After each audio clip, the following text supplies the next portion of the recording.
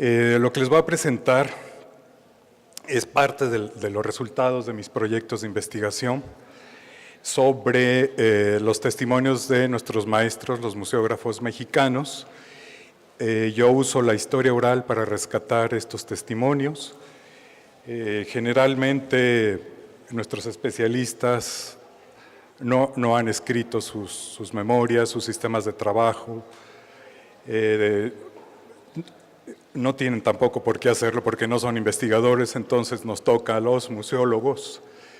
Entonces, como parte también de las tareas de la museología es estudiar la historia de los museos, los sistemas de conservación, los sistemas museográficos, diseño de mobiliario, el impacto que tienen nuestras instituciones en su contexto. Y bueno, hubo un caso concreto que me llamó la atención, que fueron los museos escolares, el proyecto de museos escolares, y que he desarrollado esta investigación para saber cuál fue. Entonces, en la primera parte de la exposición, reflexionaremos sobre uno de los eventos que fueron como un hito en la región latinoamericana, que fue la reunión de Santiago de Chile en 1972, que curiosamente Chile fue el menos beneficiado por la dictadura en ese país, pero la reunión fue en Santiago de Chile y de ahí vamos a retomar algunas de las experiencias que se aplicaron en México. En México se desarrollaron los proyectos de museos comunitarios, museos sobre rieles, casa del museo, y yo me anclaré en el proyecto de museos escolares. Como segunda parte hablaré del desarrollo mismo del proyecto y al finalizar trataré de armar algunas de estas ideas para tratar de definir el concepto del museo actual. Quiero comentarles que ya nuestros colegas sudamericanos están trabajando la idea del concepto del museo del siglo XXI. ¿Nos funciona este concepto? ¿Este museo del siglo pasado funciona en este siglo? Entonces, seguramente va a haber repercusión de este ejercicio en México para plantear un nuevo concepto del museo del siglo XXI. Entonces, bueno, iniciaremos. Por favor, la siguiente. Entonces, ya hablamos que la reunión de la UNESCO en Santiago de Chile sobre la importancia y el desarrollo de los museos en el mundo contemporáneo en 1972, es decir, hace 46 años, se originó por la problemática que existía en la región sobre problemas políticos, económicos y sociales y sobre todo preocupados por la dispersión del patrimonio cultural. Fíjense desde cuándo. Entonces convocaron a los especialistas, la UNESCO y el Consejo Internacional de Museos en Santiago de Chile. Entonces vamos a ver algunas de las propuestas de la declaratoria que surgió de esta región. Yo tengo ¿cómo se llama? El control. Bueno, una de las primeras y la más interesante, considero, es concebir al museo como un museo integral. Independientemente de las líneas o la misión o la especialización que pueda tener un museo, ellos proponían que se deben integrar otra serie de disciplinas, particularmente la antropología y la sociología, para presentar esta problemática no solamente social, sino también los cambios o las alteraciones que ha habido en el contexto natural, que de eso no hemos oído nada ayer u hoy. Estamos viviendo situaciones complejas sobre el deterioro del patrimonio natural y, bueno, parece ser que nuestros museos no miran hacia allá.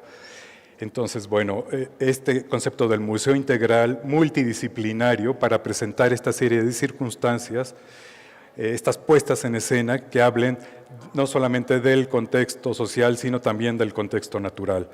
Por otro lado, había que intensificar las tareas de recuperación del propio patrimonio y también el acceso a sus materiales, no solamente de los propios museos de las comunidades, sino hacer los trámites para tener acceso a las colecciones también de otros museos. Fíjense también esta idea de actualizar los sistemas museográficos tradicionales para mejorar la comunicación objeto-espectador. Otro punto importante, la creación de sistemas de evaluación para comprobar la eficacia. Perdón. No. Se apagó.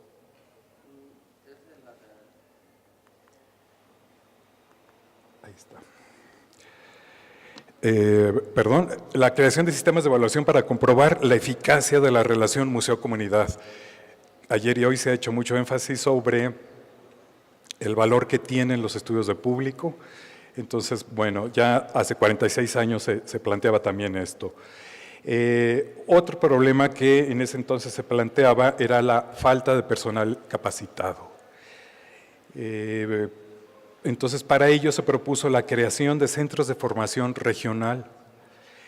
Y de esto, México tiene una trayectoria relevante. A finales de los años 60, principios de los 70, se fundó el entonces Centro Paul Koremans, institución a la que acudían año con año especialistas que se formaron en la conservación y en la museografía. Yo soy producto de eso, yo soy generación 74, 75. Entonces, México, a través de su escuela, fue el pionero en la formación de profesionales en la conservación y en museografía. Otro punto interesante en esto, les preocupaba la relación con el medio rural y urbano, es decir, las problemáticas que tenían las comunidades rurales y los problemas urbanos. Entonces, para ello se propuso la creación de exposiciones y espacios museográficos para presentar, por ejemplo, en el medio rural, sistemas y tecnologías que podían aplicar. En el medio urbano hubo proyectos interesantes como la Casa Museo. El Museo de Antropología, a través de exposiciones, iba a los barrios, a las áreas de la ciudad marginados. E igual, a través de esta serie de recursos museográficos, el desarrollo científico y tecnológico también era muy importante darlo a conocer. Entonces, otra área importante fue la educación permanente, el papel educativo que tienen nuestros museos. Entonces, ya en esta época se propuso la incorporación de los servicios educativos, la inclusión en la política educativa nacional de este tipo de servicios, el uso de reproducciones como un recurso didáctico en las exposiciones y estimular en las escuelas, y aquí me voy a anclar, la elaboración de colecciones y exposiciones. Sobre esto también es importante que reflexionemos que y cito a un museólogo japonés, no recuerdo el nombre, que decía que dentro de estos muros tenemos resguardada la memoria objetual. Sin embargo, fuera de ellos, la cultura que se está creando, viva, dinámica, que se transforma constantemente, está afuera, y pocas veces miramos hacia eso.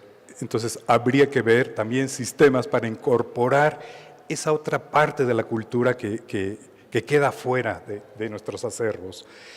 Entonces, bueno, vamos a ver el programa de museos escolares.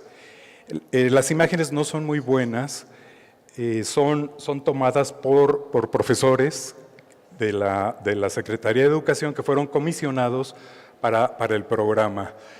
El programa inició a iniciativas del Instituto de Antropología desde su entonces Dirección Nacional de Museos y Exposiciones, y para ello se comisionaron profesores de las escuelas primarias, y en este proyecto se involucraron destacados investigadores, arqueólogos, historiadores, lingüistas, por supuesto que museógrafos, los museógrafos de esa época, que por cierto, yo les dije que tengo un proyecto de historia oral, que he entrevistado a nuestros maestros, que fueron alumnos, y bien dijo Gaby, que tenemos dos escuelas muy importantes, la de la ENA y la la INCRIM, donde a finales, como a la mitad de los años 30, década de los 40, mitad de los 50, en la Escuela de Antropología se impartieron las primeras clases de museografía. Y de ella tenemos algunos alumnos como Mario Vázquez, Iker Larrauri, Alfonso Soto Soria. He hecho investigación, no sé por qué dejó de impartirse, se ofrecía de repente como licenciatura, de repente como un curso más, como biblioteconomía o archivonomía, pero a mitad de los años 50 dejó de impartirse. Entonces, en México las primeras clases de museografía parten desde los años 30 en la Escuela Nacional de Antropología e Historia. Estos alumnos, vamos a verlos después, hasta los años 60, cuando organizan los primeros cursos de museografía en el entonces Centro Churubusco, armando los programas del curso interamericano de capacitación museográfica, donde año con año venían a México colegas de toda América Latina a capacitarse en museografía. Entonces, bueno, volvemos a los museos escolares. Obviamente que estos maestros de la museografía también se involucraron en el proyecto. Estas imágenes que les decía que fueron tomadas con camaritas de esas instantáneas, muchas de ellas son transparencias, las slides, entonces, bueno, no son muy buenas las imágenes.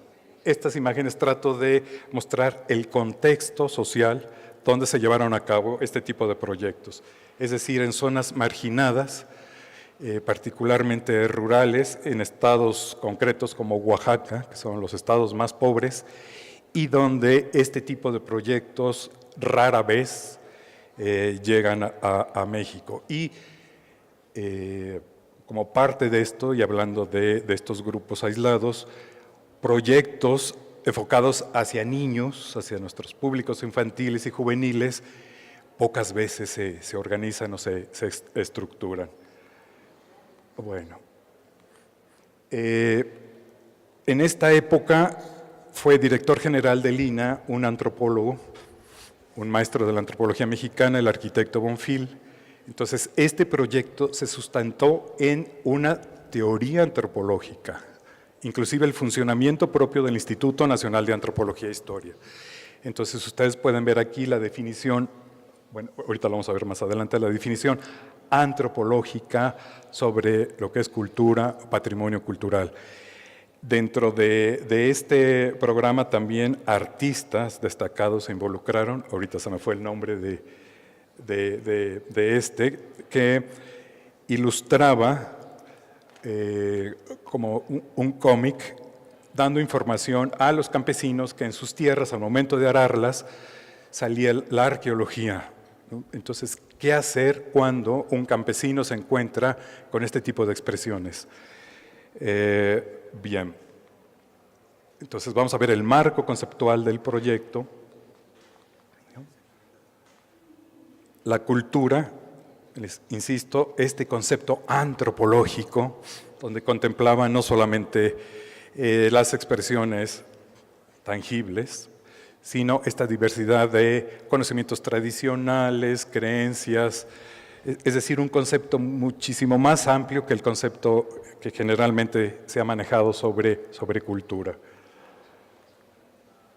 Entonces, bueno, el patrimonio cultural como ese recurso a través del cual las comunidades se han reproducido de una generación a otra, el recurso a través del cual las sociedades se han imaginado a sí mismas y el recurso que emplean para la vida cotidiana, ¿no? Para reproducirse como grupos sociales. Este fue entonces parte de la teoría bajo la cual se sustentó este proyecto. Entonces, bueno, vamos a ver esta otra idea del doctor Bonfil, ¿no? Que la participación de estas comunidades no solamente servía para reproducir la cultura, sino para expresarse ellas mismas, imaginarse. Entonces, este concepto antropológico, si se fijan, va sustentando toda esta diversidad de actividades que conformaron el proyecto. Más recientemente, una antropóloga, también de Lina, Maya Lorena, ella la denomina como otra vertiente más de la museografía mexicana, es decir, la museografía participativa, donde el papel protagónico lo llevan las comunidades, ¿no? Un concepto también mucho más amplio. Las iniciativas surgen de las comunidades, son los habitantes de las comunidades los encargados de las iniciativas, de administrarlas, de llevarlas a cabo. Y vamos a verlo en el proyecto de los museos escolares, que son los niños los que juegan un papel preponderante en el desarrollo de los proyectos. Entonces, bueno, seguimos con las imágenes del contexto donde se llevaron a cabo estos proyectos. Como les comentaba, el INA comisionó a varios maestros de la Secretaría de Educación Pública, los capacitaron en museografía, en historia, en antropología, en lingüística, en todas estas disciplinas sociales, y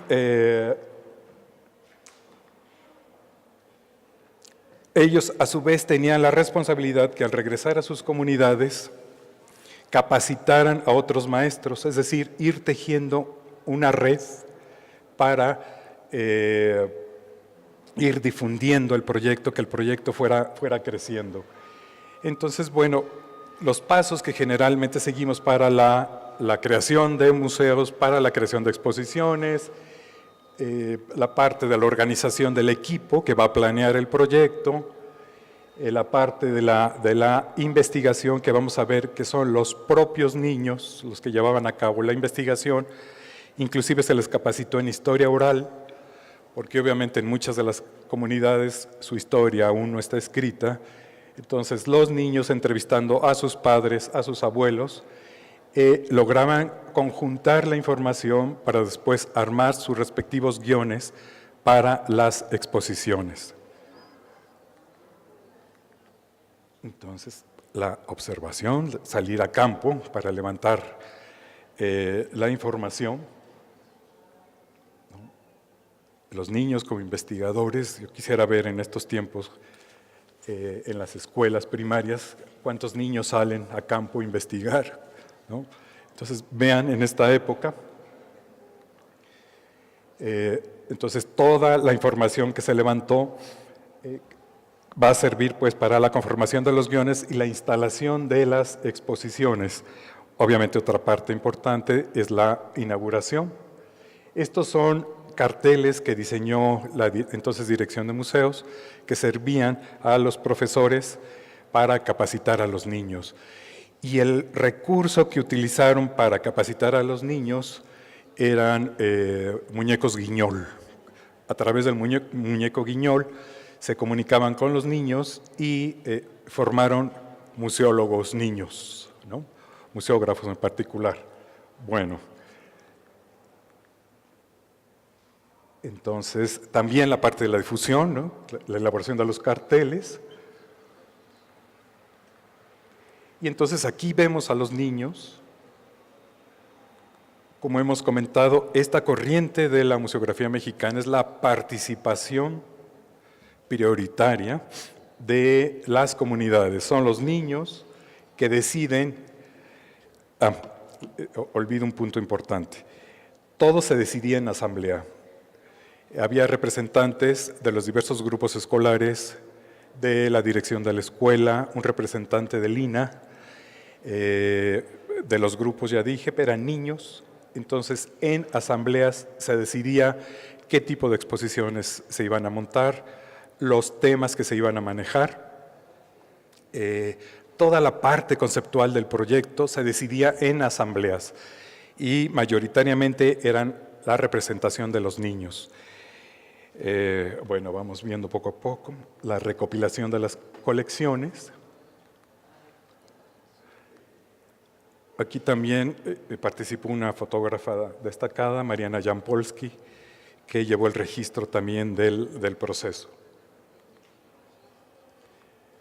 el INAH les proporcionaba algunas reproducciones de piezas arqueológicas para montar sus exposiciones, y aquí también hubo una parte de la problemática que se desató con los arqueólogos. Se decía pues que se estaban formando futuros saqueadores.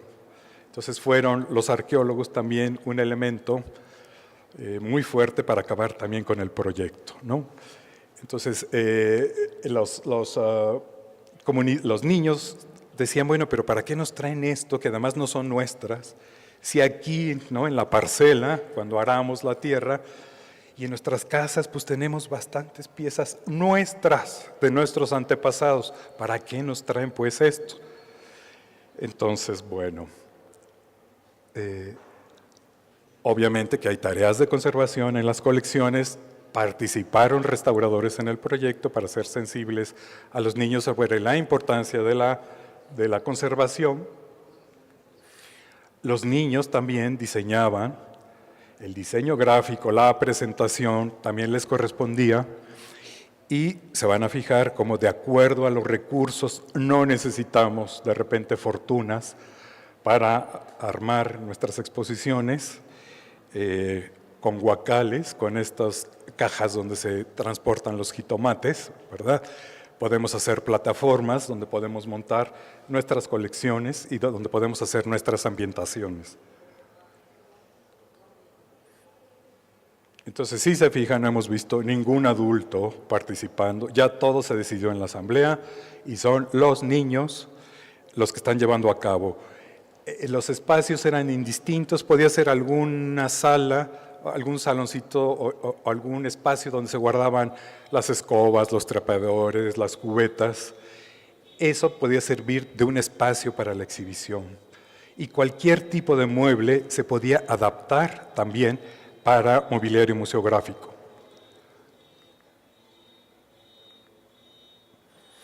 Entonces aquí podemos ver un librero viejo adaptado para crear un diorama. Los materiales que ellos diseñaron, el diseño gráfico ya en la parte del montaje, ¿no? Los niños disfrutando el montaje. Y aquí no tienen muchas de estas comunidades recursos para comprar madera, para todo este tipo de materiales. Entonces un petate sobre una estructura de carrizo, no sé cómo se pueda traducir, podía servir como una mampara en la que se colgaban los gráficos que ellos habían diseñado, y como un chiquihuite, es decir, este objeto tejido con carrizo podía servir como una base sobre la que se montaba un diorama. Ahorita vamos a ver detalles.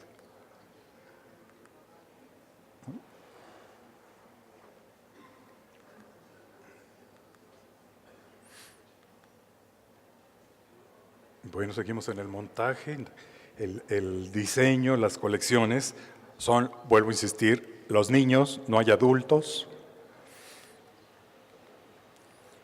Aquí lo que les decía, el petate de fondo, donde colgaban sus gráficos, un chiquihuite o un huacal, sirviendo de base para colocar el diorama de una caja que por allí habían tomado ellos, pintaron y crearon un diorama. Y bueno, las realidades son muy diversas.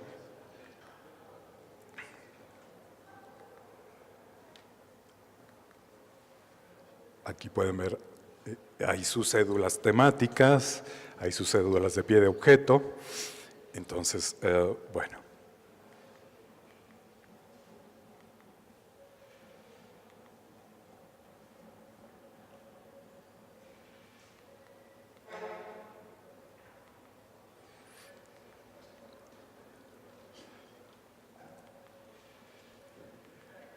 De diseño gráfico encontré muy pocas imágenes, pero bueno, aquí pueden ver cómo dibujaron ellos, los gráficos que utilizaron para las salas. Volvemos al contexto, vean, niños de grupos marginados. Entonces, dentro de este proceso también nuestro de las exposiciones, viene la inauguración, eran los niños los que daban los discursos de inauguración.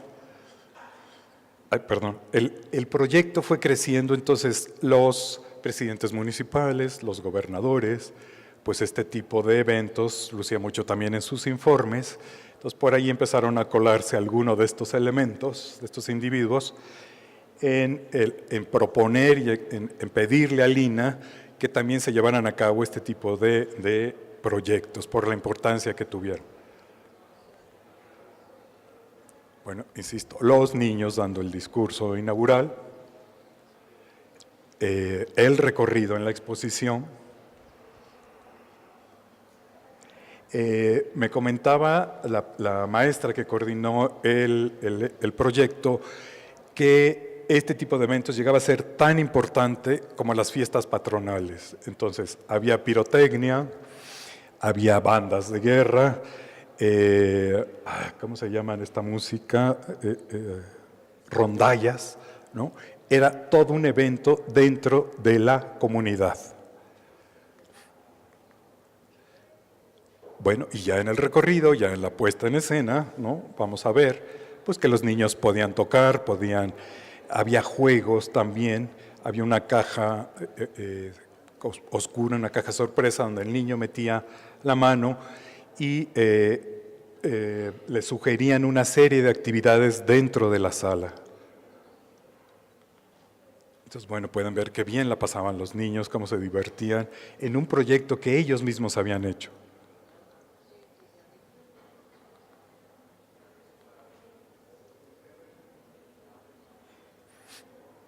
En el margen derecho podemos ver una caja que recortaron, cómo armaron un diorama los niños, ¿no?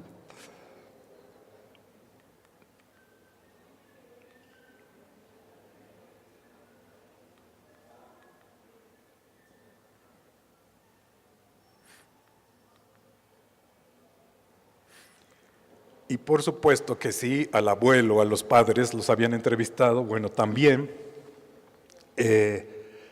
los niños los invitaban o también la comunidad estaba interesada por saber qué es lo que habían hecho con la información que habían dado los abuelos, con las fotografías que habían prestado, con el patrimonio, con los objetos que la comunidad había aportado.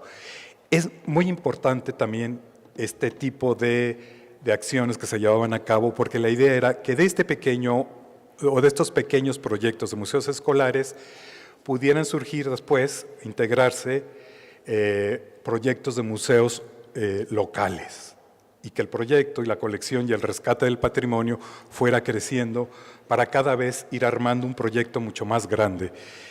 Y también otra de las ideas era que desde esta temprana edad iban formándose estos individuos que iban a defender el patrimonio cultural, ¿no? A protegerlo, a conservarlo, a transmitirlo.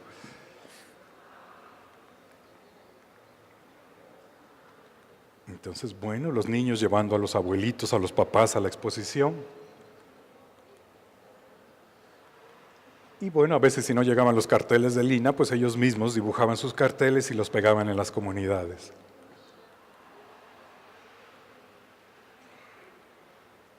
Bueno, entonces, pues ¿para qué todas estas ideas? Y esto que les decía, que ya hay que empezar a pensar en una redefinición del museo, qué museo queremos para el siglo XXI, y haciendo estas tareas museológicas, revisando la historia de nuestros museos, de nuestros proyectos, qué podemos retomar, ¿no?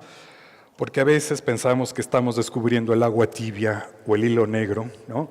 Y desde hace 46 años, ¿no? que se plantearon ya. Bueno, considero que una actividad o tarea importante a realizar, quizá aún pendiente, es la recopilación, sistematización y análisis de experiencias previas, como la que les acabo de mostrar, de reuniones relevantes para la museología latinoamericana que han tenido gran repercusión en nuestros países. ¿Qué hemos aprendido del trabajo interdisciplinario, por ejemplo, sobre el desarrollo y el papel de los museos en el mundo contemporáneo? de la Mesa Redonda, de la Mesa de Santiago de Chile de 1972. ¿Qué sucedió después de la reunión de profesionales de museos en Huaxtepec, Morelos, México, en 1984? En estas experiencias hay aspectos importantes a resaltar y que deberíamos aprender de ellos, como en 1972 un nuevo enfoque en la acción de los museos, definido en ese entonces como un museo integral destinado a dar a la comunidad una visión integral de su medio ambiente natural y cultural.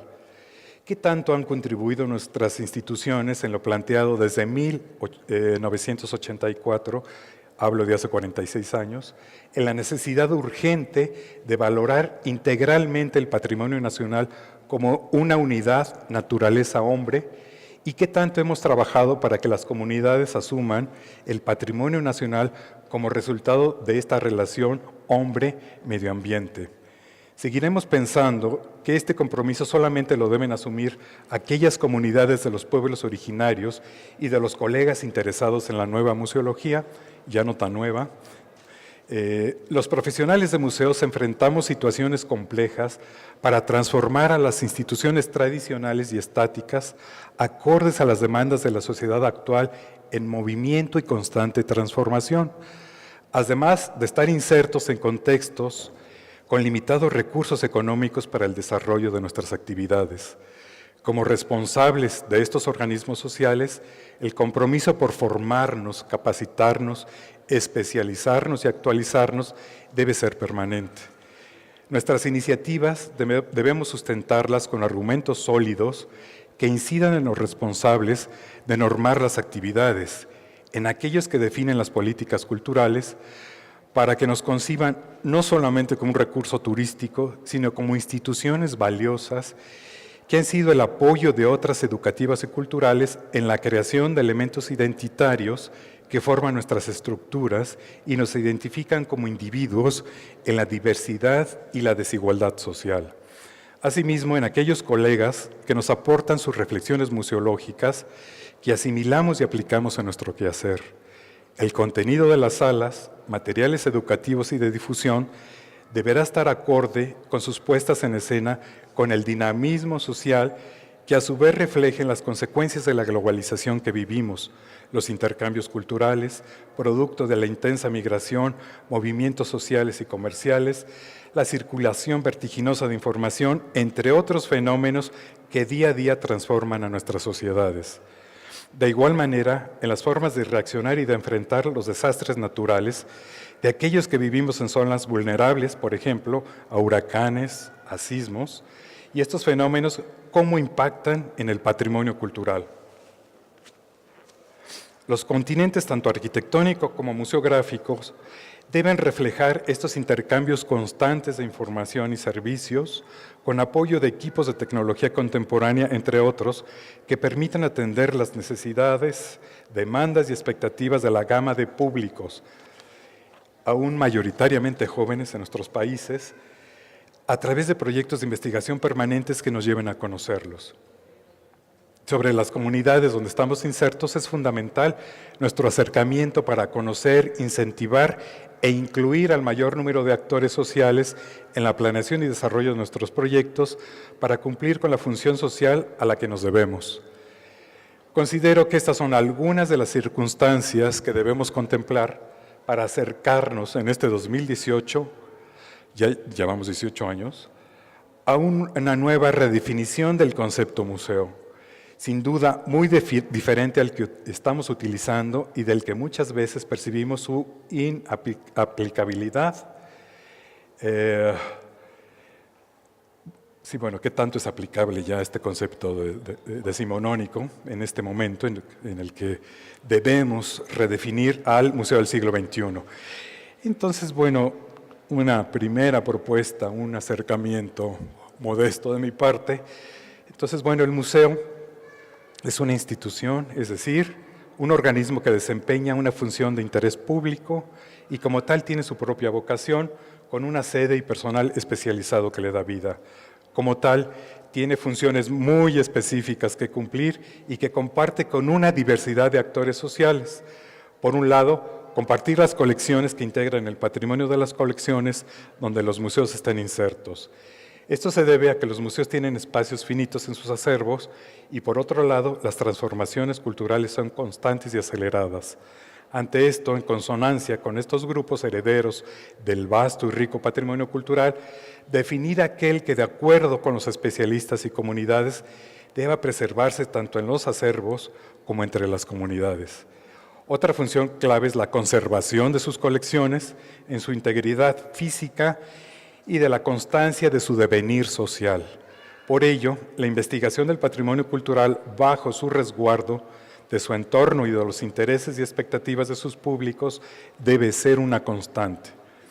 Reintegración a la sociedad.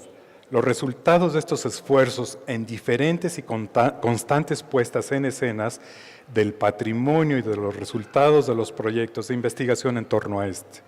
En ello, las propuestas museográficas deben ser dinámicas e innovadoras, apoyadas en estrategias de comunicación y educación que contemplen la atención e integren las nuevas tecnologías y redes sociales de comunicación.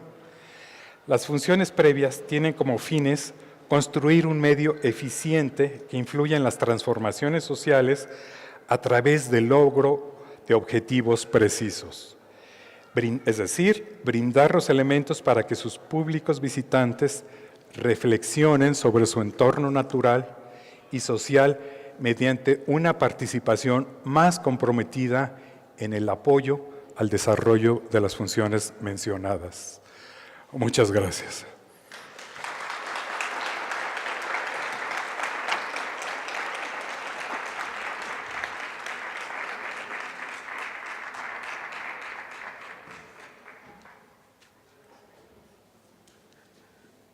Habremos de preguntar, si es que hay preguntas, para nuestro ponente. Voilà.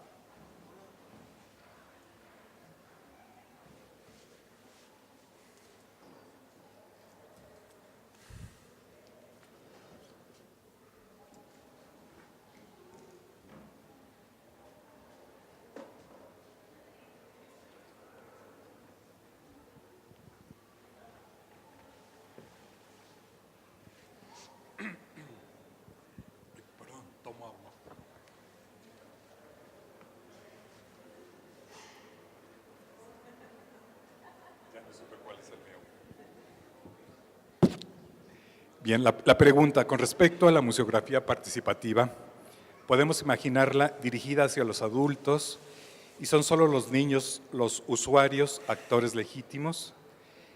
En caso afirmativo, ¿se ha realizado algún proyecto con los adultos? Bueno, de entrada planteé que este proyecto era específicamente para niños, museos escolares. Claro que también hay proyectos para adultos, los museos comunitarios, que tienen una importantísima trayectoria en México.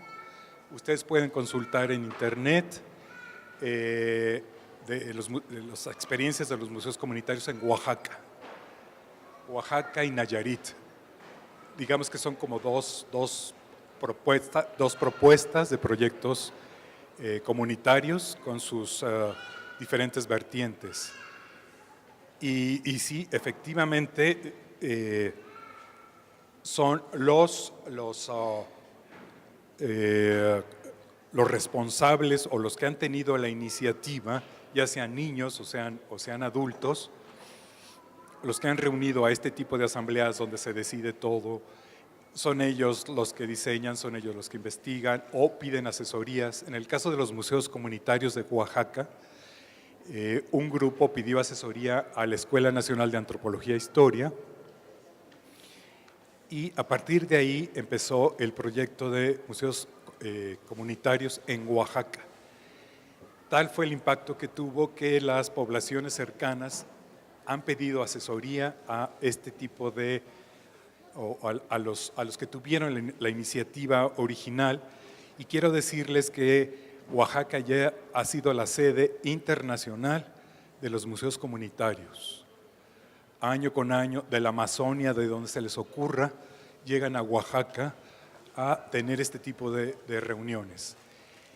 Y no solamente la elaboración de la museografía, sino también, esto se ha dado en contextos tradicionales donde inclusive la propiedad de la tierra es comunal, es la comunidad la que cede la tierra donde se va a construir, es la comunidad que elabora los ladrillos con los que se van a levantar sus muros, son los que administran, son los que organizan.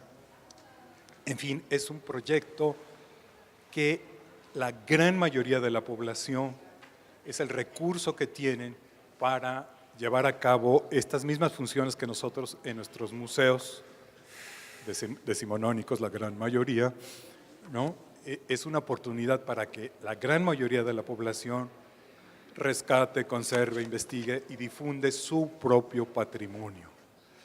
Este tipo de museos, algunos museólogos dicen que es el museo espejo, es decir, el espejo que pone la población sobre cómo quiere ella reflejarse, sobre cómo quiere la propia comunidad que los de fuera los vean. Entonces, no sé si respondí. ¿Alguna otra pregunta? Te mandan un mensaje que es muy tuyo, solo para ti. Gracias, Carlos, por la memoria de grandes proyectos, por hacernos presentes ante las nuevas generaciones.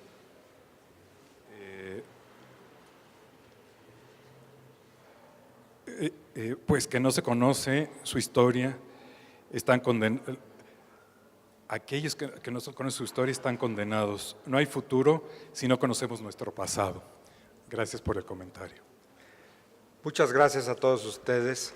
Gracias por su paciencia.